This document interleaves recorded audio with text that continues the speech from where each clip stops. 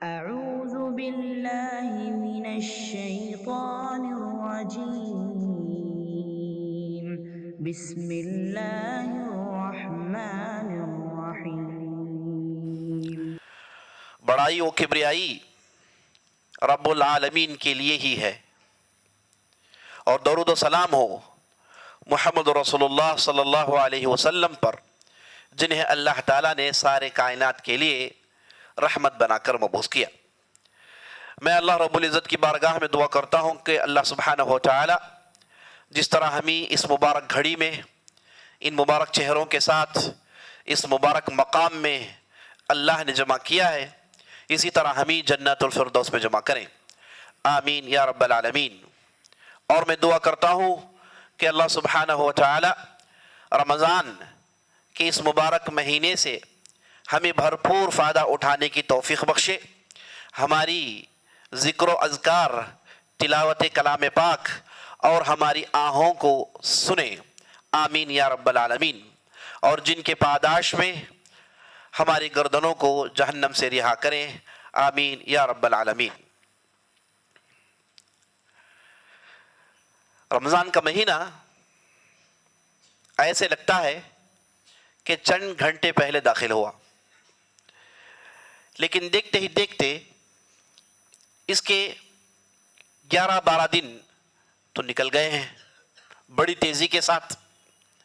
لگتا نہیں کہ ہم ان ایام میں رہے ہوں، بڑی تیزی کے ساتھ یہ ایام نکل گئے، اور بقیہ جو ایام ہیں میں آپ کو یقین دلاتا ہوں کہ وہ اس سے بڑی تیزی سے نکلنے والے ہیں، اور اس سے زیادہ تیز نکلنے والے ہیں۔ یہ زندگی کا ریل پیل ایسے ہی ہوتا رہے گا۔ ہم چھوٹے تھے، چند دنوں کے بعد ہم نے دیکھا کہ ہم بڑے ہو گئے ہیں، بعد میں ہم دیکھیں گے کہ ہم بوڑھے ہو گئے ہیں، اور بعد میں اس دنیا کو رخصت کرنے کا موقع آئے گا۔ تو یہ دنیا ایسی چلتی رہے گی۔ اللہ نے اس دنیا کو جہاں امتحان گاہ بنایا، وہیں اللہ سبحانہ و تعالیٰ نے اپنے بندوں سے یہ مطالبہ کیا کہ اس دنیا سے بھرپور فائدہ اٹھایا جائے، کیونکہ یہ دنیا ایک ایسی جگہ ہے جہاں پر آپ اپنی نیکیاں کما سکتے ہیں۔ دنیا ایک ایسی جگہ ہے جہاں آپ توبہ استغفار کر سکتے ہیں۔ دنیا ایک ایسی جگہ ہے جہاں آپ رہ کے اپنی آخرت سنوار سکتے ہیں، چونکہ مرنے کے بعد آخرت میں کوئی عبادت نہیں ہے، وہاں پر نیکیاں کمانے کا تصور نہیں ہے، وہاں پر توبہ استغفار کے دروازے بند ہوتے ہیں۔ تو عزیز ساتھیوں، بزرگوں، ماؤں، بہنوں اور خواتین اسلام، رمضان کے ایام اتنے تیزی سے گزر گئے اور گزرنے والے ہیں، تو اس میں ہم اس مقام پر جو کھڑے ہوئے ہیں، اس موقع پر جو کھڑے ہوئے ہیں، اس دن جو ہم کھڑے ہوئے ہیں، اس میں ہمیں سوچنا چاہیے کہ کیا ہم نے واقعی ان ایام سے، ان دنوں سے بھرپور فائدہ اٹھایا؟ حقیقت تو یہ ہے عزیز ساتھیوں کہ جیسے رمضان کا مہینہ شروع ہوتا ہے، ہم دیکھتے ہیں کہ لوگوں کے اندر غیر معمولی جوش ہوتا ہے۔ اب یہ جوش اتنی کم طاقت رکھتا ہے اپنے اندر، یہ جوش اتنا کمزور ہوتا ہے کہ 1-2 دن میں یہ جوش اتر جاتا ہے، اور اس کے بعد 3-4 دن ہو گئے تو مسجد وہی مرثیہ خواں ہیں کہ نمازی نہ رہے۔ مسجد جائیں، بالکل وہی حالت ہو گئی کہ یہاں پر اب وہی کم لوگ آ رہے ہیں۔ تو اتنی بڑی تعداد میں لوگ آئے تھے، یہ لوگ جا کہاں گئے؟ یہ مسلمانی تو تھے، اور یہ رمضان کی اہمیت جاننے والے تو تھے، لیکن یہ تعداد کہاں سے گھٹ گئی؟ کہاں سے لوگوں کے اندر یہ جذبات پست ہو گئے؟ ایک بہت بڑا المیہ ہے، ایک بہت بڑی مصیبت ہے، جسے امت کے عقل مندوں کو سر جوڑ کر بیٹھنا ہے اس کے حل کو تلاش کرنے کے لیے۔ میں آپ کو یہ بتانا چاہتا ہوں کہ رمضان جیسے ہی آتا ہے تو ہماری امت کے اندر 6 بیماریاں لاحق ہو جاتی ہیں، یا پھر 6 طریقے کہیے جس سے لوگ رمضان سے فائدہ نہیں اٹھاتے بلکہ ان کا رمضان نقصان میں چلے آتا ہے۔ 6 بیماریاں ہیں۔ پہلا یہ کہ اتنی غفلت، اتنی لاپرواہی اور اتنی دوری حقائق سے کہ انہیں پتہ ہی نہیں چلتا کہ رمضان کا مہینہ آیا تھا اور چلا کیسے گیا۔ ہماری امت میں بہت بڑی تعداد انتہائی غفلت میں ڈوبی ہوئی ہے۔ بہت سارے لوگ آج بھی ہمارے ہی معاشرے میں لے لیجئے، انہیں پتہ تک نہیں کہ رمضان آ گیا ہے، مسلمان ہیں۔ بہت سارے ایسے ہیں جنہیں پتہ تک نہیں کہ ہمیں اس مہینے میں کچھ عبادتیں کرنی ہیں، بلکہ تعداد بڑی اس کی ہے کہ مہینہ آئے تو اس مہینے کے دوسرے فائدے کیسے اٹھائے، اس پر ان کا پورا زور ہوتا ہے۔ حقیقی فائدہ اس مہینے کا اسے اٹھانے سے خاسر رہتے ہیں۔ تو غفلت ایک بڑی بری بلا ہے عزیز ساتھیوں۔ امت غفلت میں پڑنے کی وجہ سے دشمن ان پر امنڈ آئے ہیں، دشمن کو طاقت ملی ہے، وہ غفلت میں پڑ کے اپنے موقعوں کو گوا دیتی ہے، جو سنہرے موقع ہیں ان موقعوں کو گوا دیتی ہے، اور دشمن ان موقعوں کو استعمال کر کے امت مسلمہ پر ٹوٹ پڑتے ہیں۔ تو غفلت میں پڑے ہوئے مسلمان انہیں چاہیے کہ یہ جان لے کہ رمضان کا مہینہ چل رہا ہے اور یہ مہینے میں ہمیں عبادتیں کرنی ہیں، اور یہ بھی انہیں جان لینا چاہیے کہ یہ معاملہ کوئی آپشنل نہیں کہ آپ رمضان میں عبادت کریں، چاہے تو کریں یا پھر چاہے تو چھوڑیں، یا پھر چاہے تو مشقتیں اٹھائیں یا پھر چاہے تو مشقتیں چھوڑ دیں۔ ایسا کوئی معاملہ نہیں ہے۔ نبی صلی اللہ علیہ وسلم سے مروی ہے کہ آپ صلی اللہ علیہ وسلم ایک مرتبہ جب ممبر چڑھ رہے تھے تو آپ صلی اللہ علیہ وسلم نے آمین کہا، پھر جب دوسری سیڑھی چڑھ رہے تھے تو آپ صلی اللہ علیہ وسلم نے پھر آمین کہا، اور پھر تیسری سیڑھی جب چڑھ رہے تھے تو آپ صلی اللہ علیہ وسلم نے پھر آمین کہا۔ خطبہ دیا تو لوگوں نے پوچھا یا رسول اللہ، آپ نے آج 3 مرتبہ آمین کہے، اس کے پیچھے کیا مقصد ہے؟ یہ کس حکمت عملی کے تحت واقع پذیر ہوا؟ تو نبی صلی اللہ علیہ وسلم نے ارشاد فرمایا کہ میں جب ممبر چڑھ رہا تھا تو میرے پاس جبرائیل علیہ السلام آئے اور آ کر انہوں نے یہ دعا کی کہ اے نبی صلی اللہ علیہ وسلم، تمہارے امت میں سے اگر کسی بندے نے اپنے والدین کو پایا، اپنے ماں اور اپنی ماں کو پایا، لیکن اس نے ان دونوں کے ساتھ اچھا سلوک نہیں کیا، اس نے ان دونوں کا حق ادا نہیں کیا، اس نے ان دونوں کے ساتھ اچھا سلوک اور اچھا طریقہ اختیار نہیں کیا، اگر ایسا ہو تو اس آدمی پر اللہ کی لعنت ہو اور یہ جہنم میں داخل ہو۔ دعا کرنے والے عزیز ساتھیوں جبرائیل علیہ السلام ہیں، اور آمین کہنے والے محمد رسول اللہ صلی اللہ علیہ وسلم ہیں۔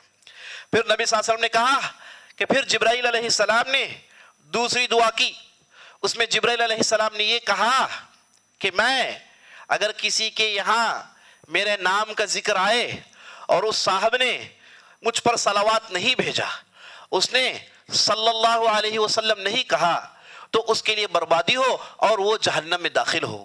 تو نبی صلی اللہ علیہ وسلم نے پھر آمین کہا۔ تو جبرائیل نے کہا کہ نبی صلی اللہ علیہ وسلم کا ذکر ہو اور لوگ صلی اللہ علیہ وسلم نہ کہیں تو انہیں جہنم نصیب ہو، یہ ان کی دعا تھی، اور ان کی دعا پر آمین کہنے والے محمد رسول اللہ صلی اللہ علیہ وسلم ہیں۔ کیا یہ دعا رائے گاہ جائے گی؟ کیا یہ دعا بیکار جائے گی؟ کیا یہ بد دعا اثر پیدا نہیں کرے گی؟ ہرگز نہیں، یہ دعا پوری کی پوری مقبول ہونے والی ہے۔ پھر نبی صلی اللہ علیہ وسلم نے کہا کہ جب میں تیسری سیڑھی چڑھ رہا تھا تو پھر یہ دعا ہوئی کہ جس کسی نے رمضان کا مہینہ پایا تمہاری امت میں سے، جس کسی نے تمہاری امت میں سے رمضان کا مہینہ پایا اور وہ اس حالت میں اس مہینے کو چھوڑتا ہے کہ اس کے گناہ معاف نہیں ہوئے، اس کے گناہ معاف نہیں ہوئے، اس کے گناہ کے کھاتے جیسے کہ ہیں ویسے ہی ہیں، اس میں سے کوئی گھٹاؤ پیدا ہونے کا امکان نہیں رہا، تو ایسے آدمی پر جبرائیل علیہ السلام نے کہا کہ بددعا ہو اور یہ آدمی جہنم جائے گا۔ نبی صلی اللہ علیہ وسلم نے ان کی اس دعا پر آمین کہا۔ تو رمضان کا مہینہ حاصل کرنا اور اس مہینے میں رہنا مسلمان، اور اس مہینے میں رہ کر بغیر مغفرت کے، بغیر اپنے گناہوں کی تلافی کیے بغیر اگر کوئی آدمی اس مہینے کو چھوڑتا ہے تو یہ اس کے لیے آپشنل نہیں ہے، یہ اس کے لیے ایسا نہیں کہ چاہے تو کرے چاہے تو چھوڑے، بلکہ اس کے لیے یہ تو وبال جان ہے، اس کے لیے تو مصیبت ہے کہ وہ رمضان کا مہینہ حاصل کرے اور خالی ہاتھ بیٹھا رہا، نہ اس نے اللہ کی بارگاہ میں دعا کی، نہ اس نے نمازوں میں محنت کی، نہ اس نے تلاوت کی، نہ اس نے ذکر و اذکار کی، نہ اس نے کوئی خیر کام میں حصہ لیا، نہ اس نے کوئی دینی علم سیکھنے کے لیے راستے ہموار کیے، بلکہ وہ ہر میدان میں نقصان اٹھانے والا تھا، اسی آدمی کو کہتے ہیں غفلت میں پڑا ہوا، اسی آدمی کو کہتے ہیں نادان، اسی آدمی کو کہتے ہیں بیچارہ، اسی آدمی کو کہتے ہیں کچ فہم، کہ مہینہ آیا، مہینے کو اس نے حاصل کیا لیکن اس نے کچھ فائدہ نہیں اٹھایا۔ تو پہلا مرض جو میں دیکھ رہا ہوں ہمارے امت میں وہ یہ ہے کہ بہت سارے لوگ غفلت میں پڑے ہوئے ہیں، اس سنگینی کا احساس نہیں، اس سیریسنس کا احساس نہیں، بالکل ٹیکن فار گرانٹڈ کے اصول میں یہ لوگ چل رہے ہیں، جو کہ بہت ہی خطرناک ہے۔ آپ مجھے بتائیے کتنے لوگ ہیں جو رمضان کے مہینے میں روزے رکھتے ہوں؟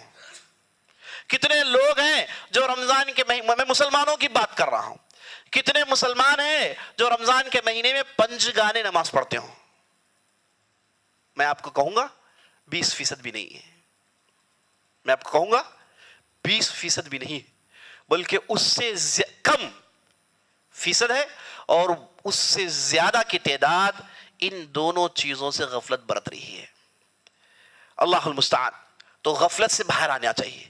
دوسرا مرض جو ہمارے امت کو لاحق ہوتا ہے وہ یہ ہے کہ رمضان کا مہینہ آیا تو رمضان میں پنجگانے نماز کی بھی پابندی نہیں، نماز کو لے کر بھی سیریس نہیں، فرض کو لے کر بھی سنگین نہیں، بلکہ وہی رفتار بے ڈھنگی جو پہلے تھی اب بھی ہے۔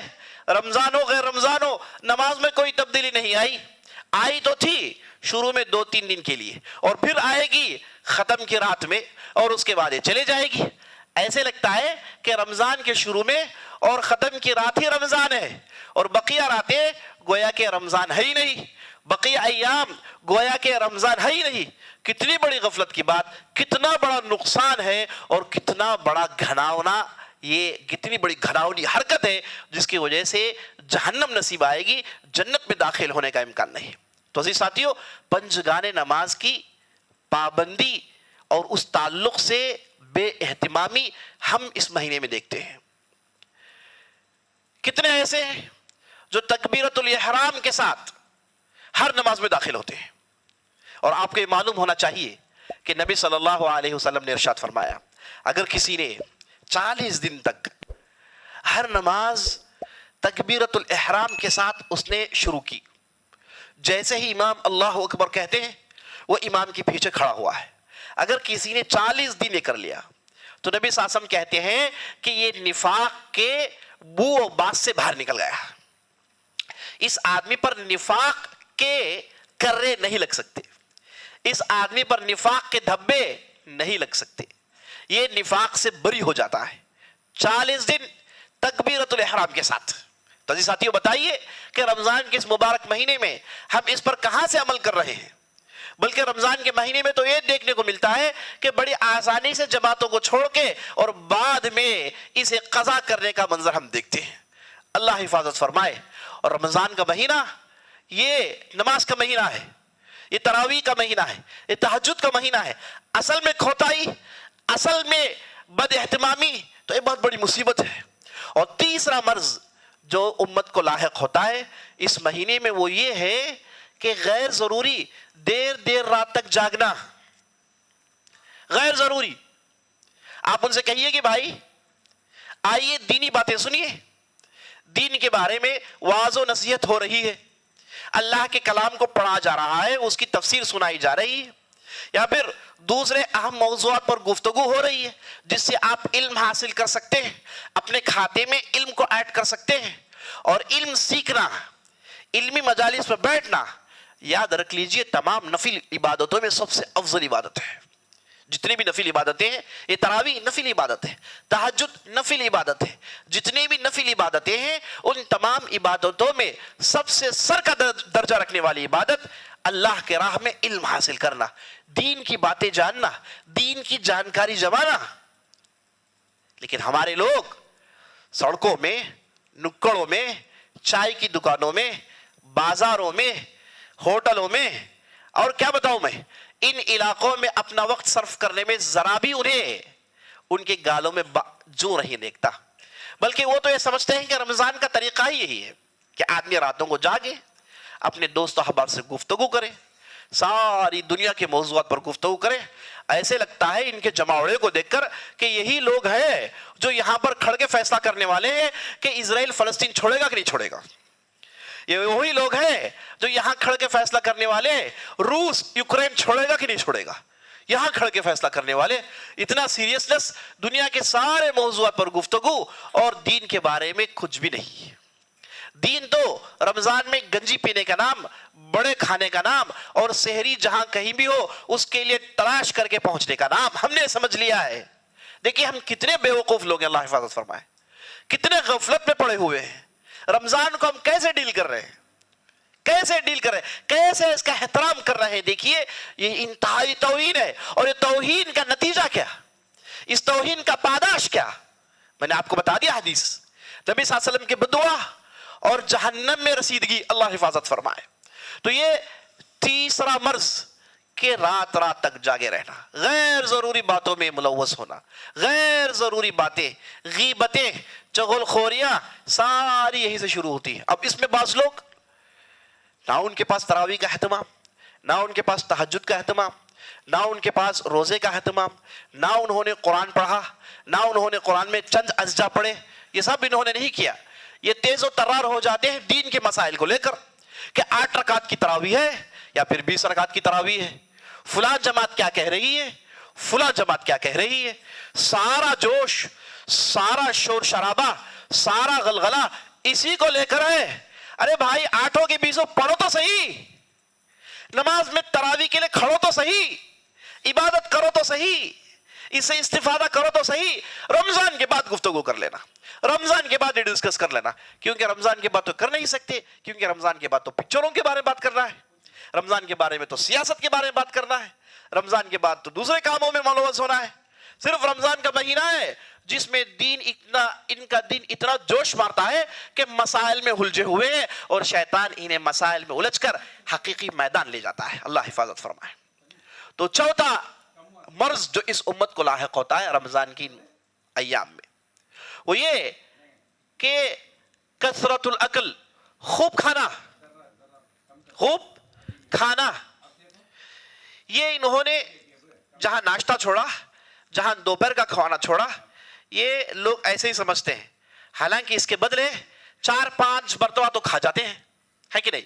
افطار سے پہلے، پھر نماز کے بعد، اور پھر تراویح سے پہلے، پھر تراویح کے بعد، اور پھر سحری پر، ہے نا، اور اس کے بعد پھر آخری میں جو بھی پینا ہے، اذان کے قریب ہاتھ میں گلاس رکھ کے بیٹھے ہیں، اذان ہو رہی ہے، جیسے ہی اذان شروع ہوگی پھر چڑھا لیا۔ ارے بھائی رمضان کا مہینہ آتا ہے کم کھانے کے لیے، لیکن ہم لوگوں نے تو یہاں پر پورے کا پورا میزان بدل دیا، پورے کا پورا بیلنس بدل دیا۔